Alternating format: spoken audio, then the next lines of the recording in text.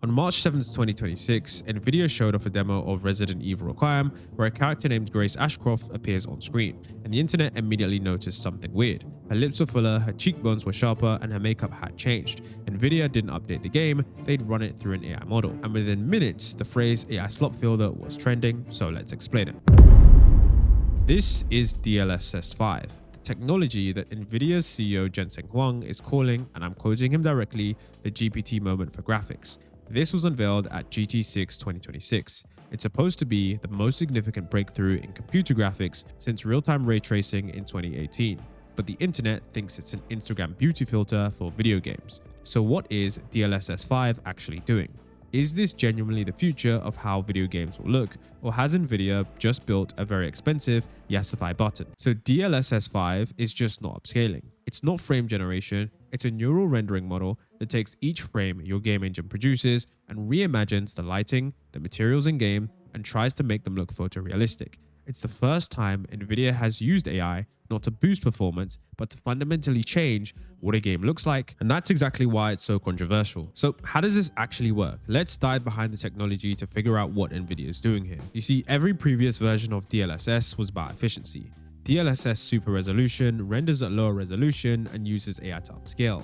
Frame generation creates fake in-between frames to boost smoothness. Both are about making the same game run faster, but DLSS 5 does something fundamentally different. So here's the DLSS 5 pipeline. The game engine renders a frame normally, all the geometry, textures, the lighting, the fill deal, and then it outputs two things. The color buffer, which is the actual image that you'd see, and the motion vectors, which is to track how every pixel is moving between frames. DLSS 5 takes both of these as input, and then a neural rendering model, trained end-to-end on Nvidia's supercomputers, analyzes the frame.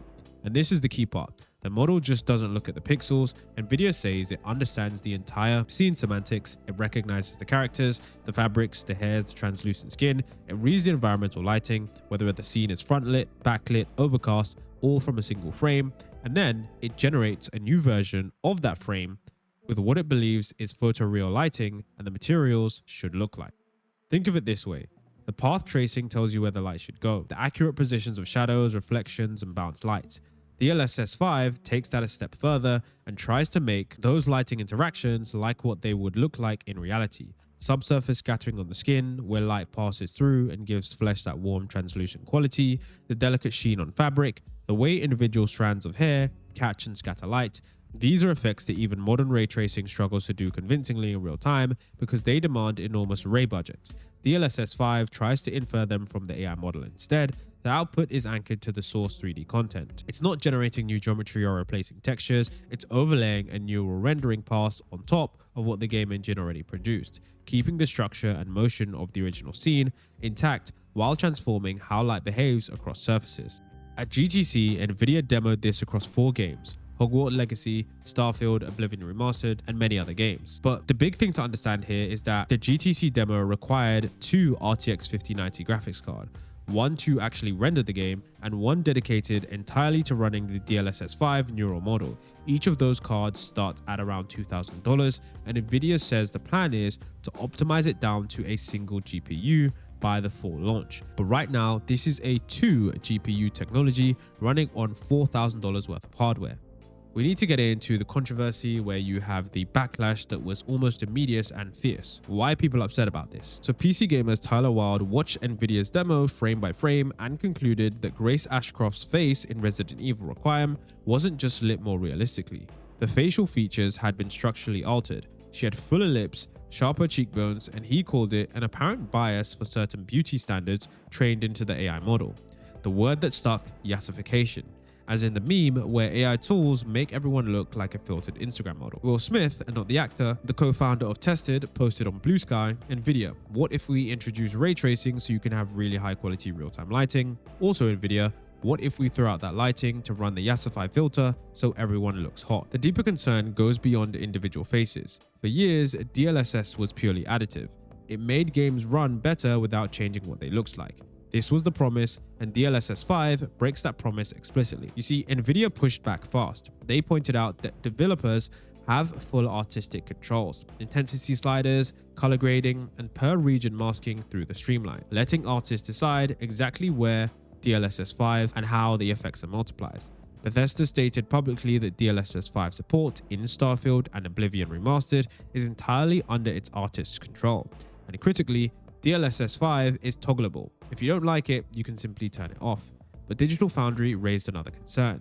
Because DLSS 5 integrates through Streamline, the same framework that modders already use to swap DLSS versions, it's likely that enthusiasts will force DLSS 5 onto games that were never fully designed for it.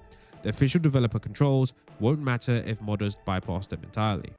Now, the backlash was immediate, but you have to understand that this is not just an isolated incident. It's part of a much larger shift that the entire industry is moving towards. DLSS 5 is not just one experiment. You see, at CES 2026, Nvidia's Jensen Huang said outright the future is neural rendering, and Google's DeepMind already demonstrated Genie 3, a world model that generates entire interactive 3D environments from text prompts in real time at 24 frames per second. No game engine, no hand-placed assets, pure neural generation, and it's early, limited to a few minutes of consistency. But if we look at the trajectory, I think it is pretty clear. DLSS 5 sits at the halfway point on that trajectory. It does not replace the entire game engine. The game still renders every polygon, every texture, every shadow. DLSS 5 layers a neural enhancement on top. It's a hybrid, handcrafted rendering experience plus generative AI. And if Nvidia's right that the model will keep improving, like DLSS upscaling has over the past 6 years, the early versions that we're seeing now could make DLSS 1.0's blurry mess compared to what the ships in 2 to 3 years. The supported game list already tells you that the industry is already taking this seriously. You've got Bethesda, Capcom, Ubisoft, Tencent, Warner Bros. Games. All of these companies are on board, and over a dozen titles are announced for DLSS 5 at launch this fall, including Assassin's Creed Shadows, Phantom Blade, Resident Evil, and Starfield. These aren't indie experiments, these are tentpole releases from the biggest publishers in gaming. Now, if you're wondering, why does DLSS 5 matter now? It's because we are in March 2026. The AI backlash is at full volume. Artists are fighting generative AI in courts, in studios, and on social media. The gaming community has actually spent years pushing back on AI-generated content in the games that we play. And in this environment, Nvidia walks onto stage and announces what many people see as an AI filter that literally changes how game characters looks and calls it the GPT moment for graphics. The timing could not be worse for Nvidia's messaging. The technology itself is real, and by most hands-on accounts, it's genuinely impressive when applied well. PC Mag's reviewer said it was the most lifelike gaming graphics I've ever encountered, and Tom's Hardware called it exciting, while cautioning about the face problem. Even the hartish critics acknowledged that the environmental lighting improvements, the rim lighting, the material response, the subsurface scattering, all of those represent a legitimate leap. The real battle isn't over whether neural rendering works, it clearly does. It's over who gets to control what the games look like, the developer, the player, or the AI model.